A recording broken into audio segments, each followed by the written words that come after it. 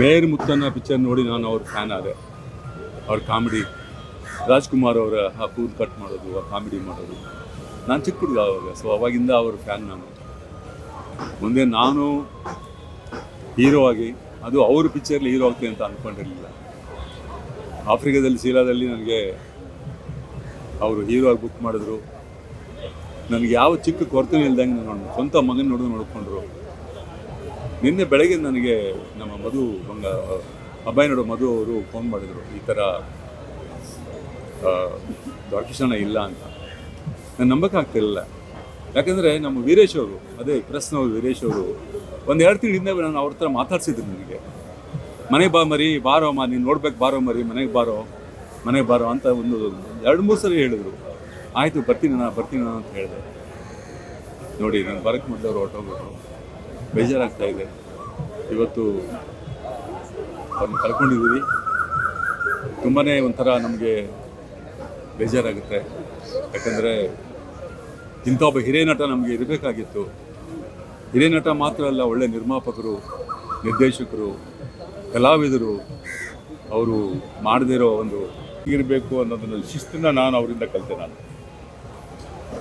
ಒಂದು ಕತೆ, ಒಂದು ಸಿನಿಮಾ ಮಾಡಬೇಕಾದ್ರೆ ಒಂದು ಕತೆ ತುಂಬ ಇಂಪಾರ್ಟೆಂಟ್ ಆಗುತ್ತೆ. ಆ ಕತೆ ಇಷ್ಟ ಆದ ನಿರ್ಮಾಪಕನಿಗೆ ಆ ಕತೆಗೆ ಏನೇನು ಕೊಡಬೇಕು, ಏನೇನು ಕೊಡಬಾರ್ದು, ಎಲ್ಲೆಲ್ಲಿ ಈ ಚಿತ್ರೀಕರಣ ನಡಿಬೇಕು ಅನ್ನೋದು A to Z ನೀನು ಕಲ್ತ್ಕೋಬೇಕು ಅಂತೇಳಿ. ಕತೆ ನಿನಗೆ ಇಷ್ಟ ಆಗಿದ್ರೆ ಬರೀ ನಿರ್ಮಾಪಕನಾಗಿ ಕತೆ ಕೇಳದೆ ಓದೆ ಅಂತಿರಬಾರ್ದು. ಒಬ್ಬ ನಿರ್ದೇಶಕನಿಗೆ ನಾನು ಮಾಡ್ತಾ ಇರೋ ಸಿನಿಮಾ ಇದೆ ಅಂತ ಹೇಳಿದ್ರೆ ನೀನು ನನಗೆ ನೆರೇಷನ್ ಕೊಡು ಅಂತ ಹೇಳಿದ್ರು.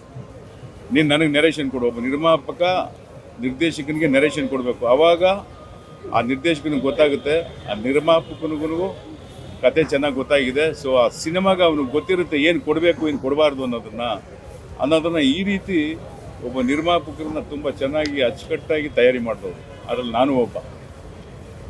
ಅವ್ರ ಬಗ್ಗೆ ಚೆನ್ನಾಗಿ ಗೊತ್ತಿರೋದು, ಯಾವುದೇ ಸೀರಿಯಸ್ ಆಗಿ ತಗೋತಾ ಇರಲಿಲ್ಲ. ನಿರ್ಮಾಪಕ, ನಿರ್ದೇಶಕ, ಕಲಾವಿದ.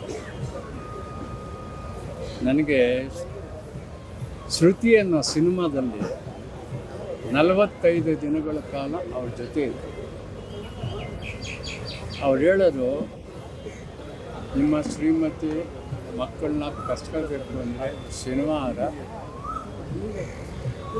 ಒಂದೊಪ್ಪತ್ತು ಸ್ಕೂಲ್, ಭಾನುವಾರ ಫುಲ್ ಡೇ ರಜಾ. ಆ 1.5 ದಿನ ನೀನು ಕರ್ಸ್ಕೊಂಡು ಮತ್ತೆ ಅವ್ರನ್ನ ಕಳಿಸು. ಅವ್ರಿಗೆ ಬಸ್ ಚಾರ್ಜ್ ಎಲ್ಲ ನಾನು ನನ್ನ ಹೆಂಡತಿ ಮಕ್ಕಳನ್ನ ಕರೆಸಿ ಅವ್ರಿಗೆಲ್ಲ ಇದು ಮಾಡಿ ಇವತ್ತು ಅದ್ಭುತವಾದ ಒಬ್ಬ ಕಲಾವಿದ, ಒಬ್ಬ ನಿರ್ಮಾಪಕ, ಒಬ್ಬ ನಿರ್ದೇಶಕ ಅಂತ ದ್ವಾರಕೀಶಣ್ಣ ಬಿಟ್ಟರೆ ಬೇರೆ ಯಾರೂ ಇಲ್ಲ.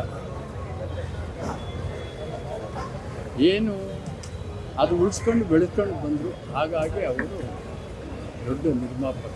ಸಿಂಗಪೂರಿನಲ್ಲಿ ಪಿಕ್ಚರ್ ಮಾಡಿದ್ರು, ಆಫ್ರಿಕಾದಲ್ಲಿ ಸಿನಿಮಾ ಮಾಡಿದ್ರು. ನಮ್ಮವ್ರು ಇಲ್ಲಿ ಮಾಡೋದಕ್ಕೆ ಇನ್ನೂ ಕೊರಗ್ತಾ ಇರ್ತಾರೆ. ಹಾಗಾಗಿ ಅವರ ಆತ್ಮಕ್ಕೆ ಶಾಂತಿ ಸಿಗಲಿ, ಭಗವಂತ ಎಲ್ಲರಿಗೂ ಒಳ್ಳೇದು ಮಾಡಲಿ. ಪ್ರೀತಿಯನ್ನು ಪವಿತ್ರವಾದ ಅದನ್ನು ಉಳಿಸ್ಕೋಬೇಕು, ಬೆಳೆಸ್ಕೋಬೇಕು.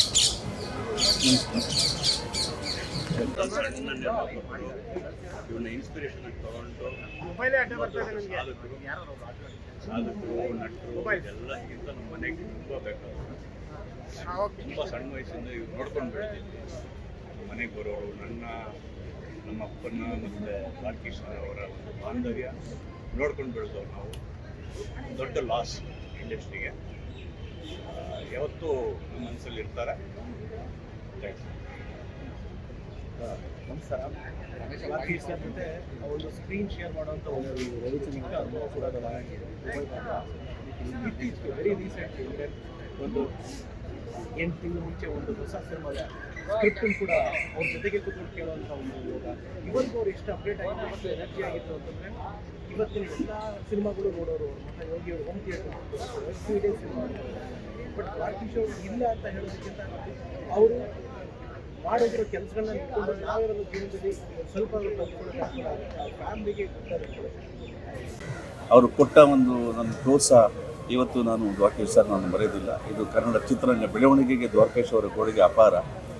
ಅವರ ಆತ್ಮಕ್ಕೆ ಶಾಂತಿ ಸಿಗಲಿ. ಅವ್ರ ಮನೆಯವರಿಗೆ ಯೋಗಿ ಅವ್ರ ತಂದೆಯವ್ರನ್ನ ತುಂಬ ಚೆನ್ನಾಗಿ ನೋಡ್ಕೊಂಡಿದ್ದಾರೆ. ಆ ಯೋಗಿ ಮತ್ತು ಅವ್ರ ಮಕ್ಕಳಿಗೆ ಒಂದು ಧೈರ್ಯ ಬರಲಿ ಅಂತ ಕೇಳ್ಬೋದು.